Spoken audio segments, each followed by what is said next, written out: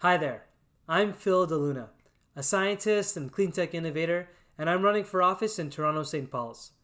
Today I'm having a conversation with my friend Dakota about Indigenous identity, truth and reconciliation, and the path forward for Canada and its Indigenous peoples. I hope you enjoy this conversation.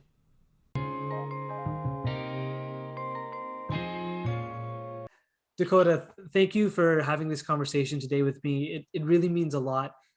Before we begin, can you just introduce yourself? Yeah, happy to be here, Phil. So my name is Dakota Norris.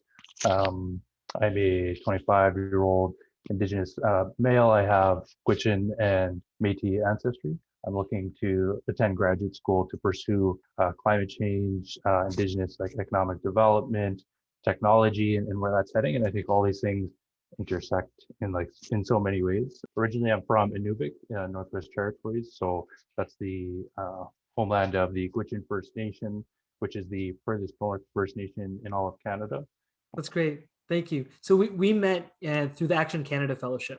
And I'm so happy that we had the opportunity to meet. I was talking about this before we started recording, how as a Filipino Canadian who moved to Canada at 5, quite frankly, not really learning about the degree, quite frankly, the horrific way that Canada has treated Indigenous peoples in the past, Mhm.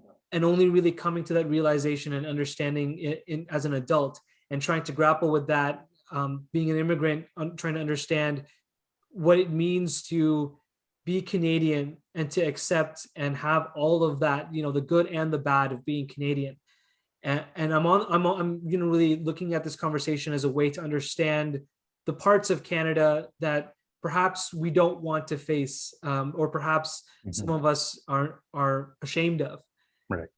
And so I want to maybe start off with the question: what does truth and reconciliation mean to you personally?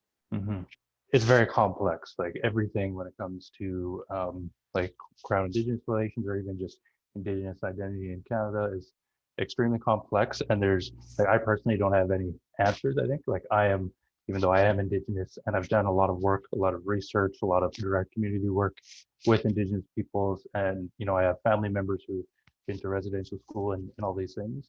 I still feel like I'm still learning, and I still don't really my mind isn't still fully grasping the full magnitude of this, what it means, what this identity is, what my identity is. It's there's just so much to learn, and there's so many variables, and it's very complex. With that said, I think truth and reconciliation to me personally, it's really about, yeah, there's a lot of, again, it's also very complex. It's not about just one thing. It's not about residential school. It's not about historic things exclusively. There's ongoing things today, like a lack of sufficient uh, potable water and things like these, right? Um, so to me, it's not just about fixing one issue or addressing one thing. It's about just understanding the full breadth and magnitude of what is the truth, what is our past, and what is the current situation. So that's kind of, yeah, the truth part, and then the reconciliation part is about um, it's in the word, I guess, reconciling. To me, it's not about money transfers. It's not about just shifting rights, giving self-governance or these sorts of things. It's about fully just reconciling what is our past, what is the current situation, and how do we together as a nation, or a state, a country, come together to address these things in a good way. We're not necessarily going to resolve every single thing, every single historic trauma or current traumas or issues, but how do we reconcile it together on a path moving forward? Mhm. No, I appreciate that, and I understand how complex of an issue this is, and I find it interesting too how not only is it a complexity with respect to historical and present um, issues, but it's also a extremely personal thing to think about in terms of your own self identity hmm and who you are as a person. I can tell that there's a desire for you to make an impact in Canada, right? The work that you've done with the Youth Climate Lab, the work that you're currently doing, also for the Canadian Army Reserve as a Canadian Army Reservist. Can you speak a little bit about maybe from your perspective and your own self identity? what that conflict, if there is any, or what, how do you reconcile the different identities that you have in your own life, and how are you thinking about using that to move forward? Like where I am now and how I feel about being an Indigenous person, uh, and like my identity with that is extremely like more solidified, not solidified, but I guess developed than it was a few years ago. Mainly because I had the chance to work with Youth Climate Lab, where I work closely with a lot of Indigenous communities, like from all over Canada as well as internationally, and just being able to be in a space where I was like comfortable and it was actually encouraged for me to like talk like we are now, like who am I, what is my background, who do I think I am, what am I interested in, like my priorities or interests or dreams as like an Indigenous person. Just that development is very important, and there's not a lot of opportunity for that in Canada. I think a lot of Indigenous peoples or people in general can be very reserved about that identity because it's such a tricky subject. There's not a lot of hard answers. There's so many different things, and a lot of the topics like we see with like the Kamloops situation right now are very inflammatory, so that discourages people from doing like what I'm doing right now. Like we discussed, I was very like not hesitant, but just coming into this, I knew like, oh man, like I hope I don't say anything that like, 2 days from now I change my mind because it's like I learned something or I reflected on it more. So I think that's like the nature of me and my identity is like it's constantly flowing, it's constantly shifting. And I feel like there's personally a lot of power to say like, I'm Indigenous and I'm very proud of that. And I'm also a Canadian military member, and I'm very proud of that, which could be kind of weird to some people given like the history of the state Indigenous relations. To me, I don't see anything wrong with that, and I'm actually proud to be able to say I'm proud of both those identities. And I think it gives a lot of power to other people to see like you don't have to be like it's not black and white, right? It's not black and white. I think that's really important. The thing that I really liked about that was giving the space for the opportunity to self-reflect on your own identity. And I think one of the big challenges, based on what you said about reconciliation, is actually self-reconciliation. And it's about understanding your own identity. And, as you said, having the space to vocalize that identity in public and be proud of the multiple parts of you. I'll give you an example. For me, myself, I, being Filipino Canadian growing up, I I was almost, I almost wanted to minimize my Filipino identity and my heritage because I wanted to belong with my peers who were primarily white, like growing up in Windsor.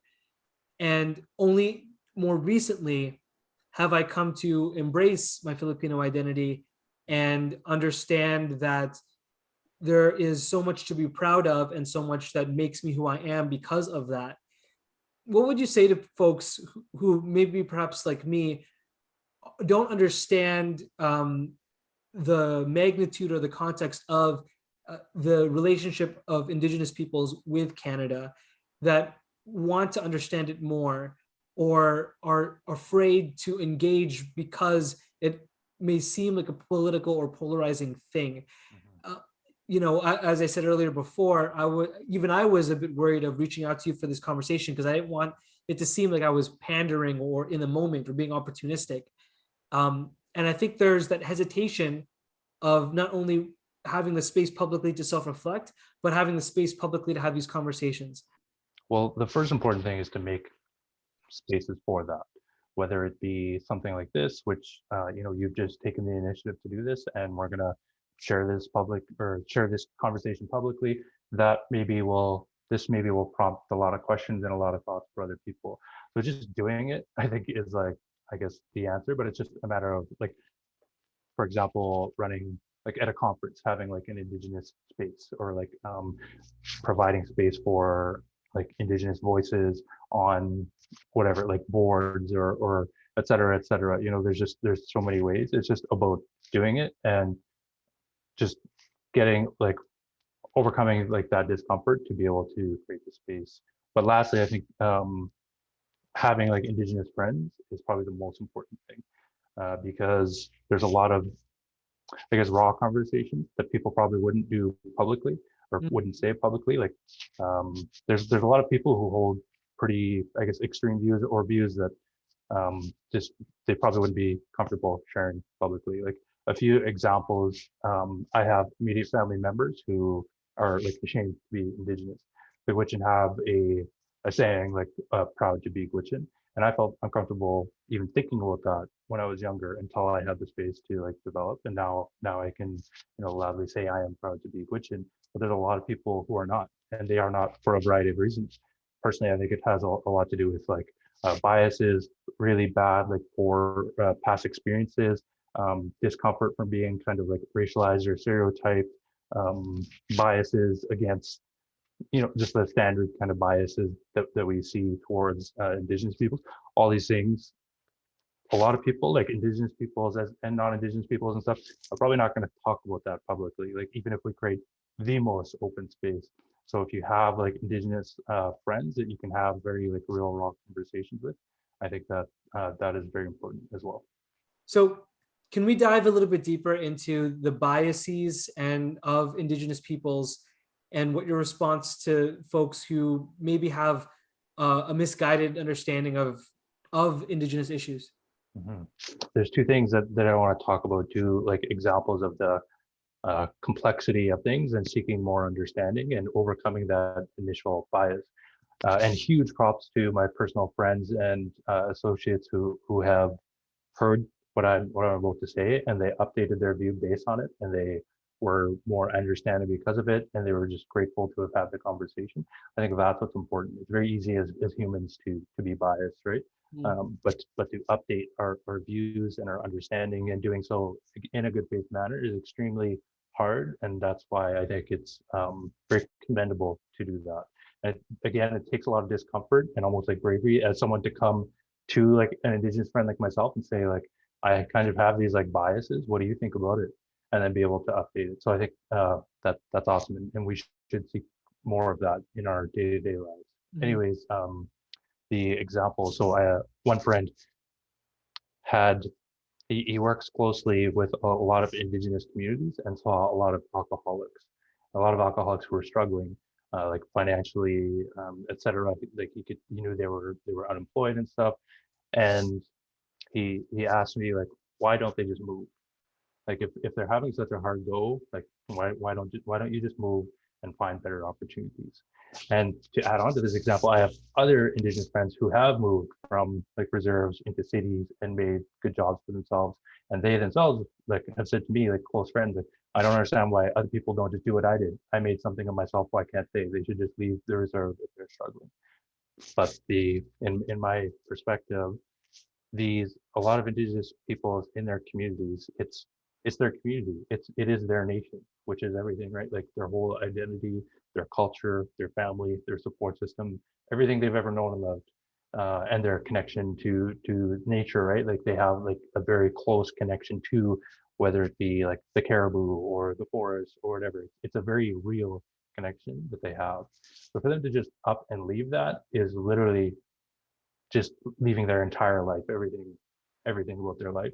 And then if they were to leave to say chase opportunity in a big city, we're talking like you might need a $1,500 flight, and then you're not just going to get a job right away. You need to go to school, and then while doing that, you don't have a social support network. You may not have any money to begin with, and you may then start to feel isolated, and maybe even like not very like proud of your identity, and maybe you're already struggling with trauma and or addiction.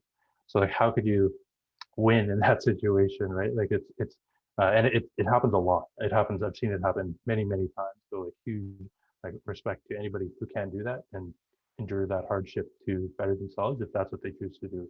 All like that's amazing. But not everybody wants to do that, right? Like that's not the life for them because their life is their nation.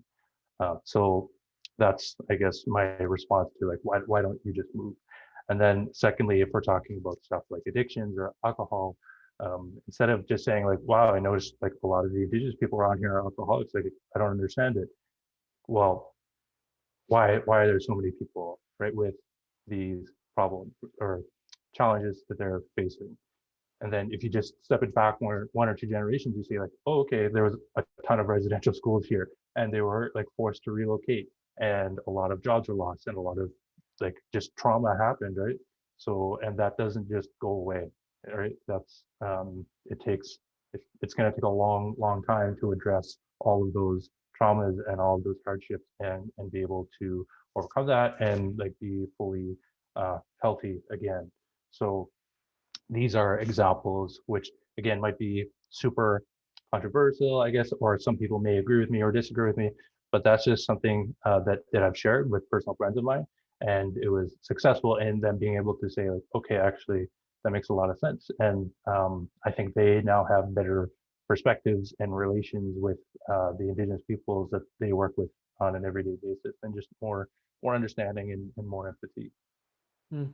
Well, thank you for sharing those examples and and that message, because I think there aren't a lot of Canadians who have stepped back and think about that, right? I mean, Mhm, I think a lot of Canadians have these questions that they're afraid to ask, mhm, actually, or look at this and want to go into solution making mode without understanding what the root problems are.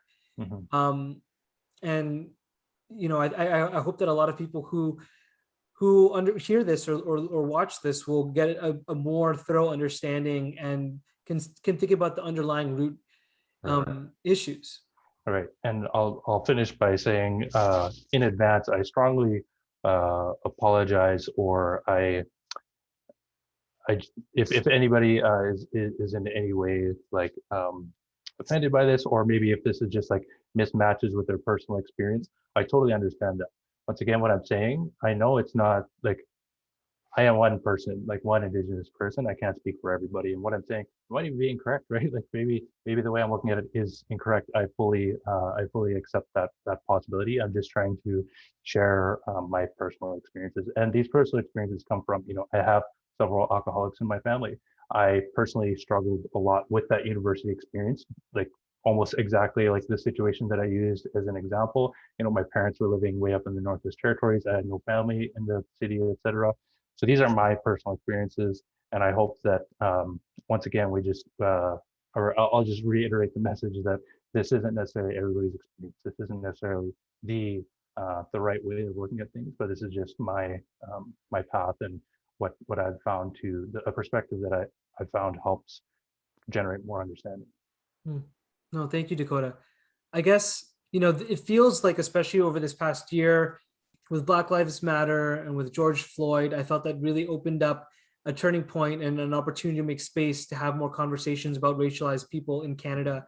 And that set off, a moment to reflect on how, once again, um, how Canada is interacting and dealing with its history and its present and with Indigenous peoples.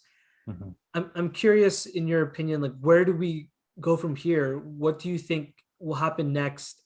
And what can we do to ensure that, truth and reconciliation are more than just a report or, a set of 92 or however many recommendations that, Mhm. that we actually improve as a country?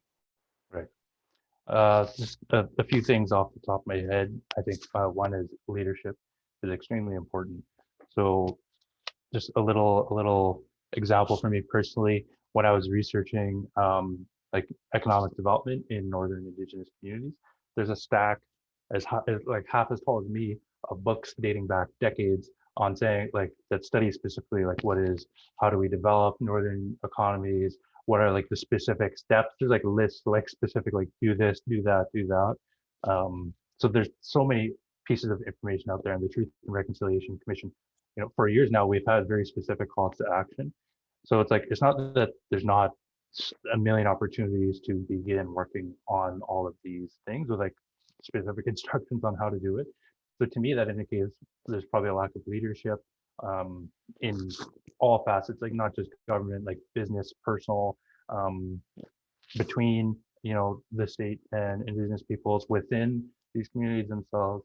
There has to be a lot of leadership, I think, to actually just take the steps that we know we need to take, and like there may be some course correcting on the way, but leadership is, I think, extremely important. Secondly would be capacity. So another example, I was working with like studying climate policy in the territories, and one of the things that I heard consistently was that there's just not enough capacity to even engage with climate policy, like for the Indigenous communities. Mm. They like there's a lot of communities don't have policy analysts. They don't have any analysts. They're just, like chief and council, right? And they have a million portfolios and they're managing so many things as well as like ongoing crises and personal losses in the community. And then they get like a 300-page document of like scientific climate plans. And it's like, okay, so can you review this within a week and provide your input? So Mm. there's so much capacity that I think can be developed that could really help propel this, whether it's climate policy, whether it's economic development. There's so many things that could be done on that front, I think.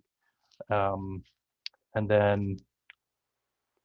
yeah, there's a lot of other actions that we see, like the Federal Sustainable Development Advisory Council recently allocated more seats to Indigenous peoples, which I think is an amazing move or movement forward. So one thing to say is that just amongst First Nations, there's over 600 First Nations in Canada. Those are each like their own nation. Each nation Yeah. has their own unique culture, priorities, perspectives, and they're not all going to be synonymous, right? Or they're not all going to be in line. So how do you even begin to capture such a diversity of self-governing nations, or like just nations with their own priorities? There has to be a lot of space made, I think, to bring in these voices and the variety of perspectives, because there's just no one answer for like Indigenous people say X or Indigenous people want Y. It has to be a huge ongoing conversation to work on these actions. Well, Dakota, I want to first thank you for taking the time to chat about this. And I guess my last question is really, is there anything that you want people to know about the situation that's happening right now, about your own personal views and steps forward, whether on truth and reconciliation or the future of Indigenous Canadian relations, the future of how we as a country understand and move forward about this? Mhm. Mhm. For me, I would say always seek more understanding. If you see um, if you see a problem, or if you see an opportunity, or whatever it is when it comes to Indigenous peoples and relations, always like more understanding will always bring more ability to address any problems that we see, any opportunities that we see, or any paths towards action. Um, to for me, like thinking at the systems level, I think is very important. Like institutions, history, how we got to where we are. It's extremely important to see like the historic and the current situation regarding Indigenous state relations. It's extremely important to understand, yeah, just like what are the institutions that have created this situation? Mhm. Why are things the way that they are? What are the historic events that led to the current situation, right? Um, yeah, I I guess I'll leave it at that. It sounds a little vague. I don't have like the very best examples on my mind right now, but just think of like why are things the way that they are? How do we address the institutions? How do we uh, acknowledge history and link like the historic actions of the state and Indigenous peoples to today's situation, and then reconcile that moving forward? And then what do we need to do moving forward to reconcile, right? It's not simple. Like it's not the debate I always say is like, we can't just do money handouts. Why don't we just close Indigenous communities and move them all down south if they want better access to running or potable water, all these things? It's like, that's such a very narrow view of the problem. So just seek understanding and seek the best path forward, like with reconciliation, and in doing so, understand that it's not going to be easy and it's very complex, and there's a lot to understand. Mm. Well, thank you, Dakota, for taking the time to have this conversation with me today. I know I've learned a lot, and I really, I think my takeaway from this is all about reflection on our own self-identity and being open to understanding other people's self-identity and our identity as a nation. Um, I think there's a lot of work that needs to be done, obviously, a lot of growth, and that's by nature how we improve. So thank you. Yeah, thank you as well. I'm really happy to be able to share my perspective here today. Like I said, I'm one person with a very complex identity. So this isn't the full picture, and there's going to be probably a lot of people who disagree with a lot of things that I said today. There's probably going to be a lot of people who very strongly agree with a lot of things that I said today. So I just hope that I've added one perspective. I hope that I've encouraged people to think a little deeper and understand that um, just the diversity of this whole conversation and the complexity of it, but understanding that like there is a path forward for truth and reconciliation as long as we have like the good leadership, good capacity, and we're doing it in a good faith manner.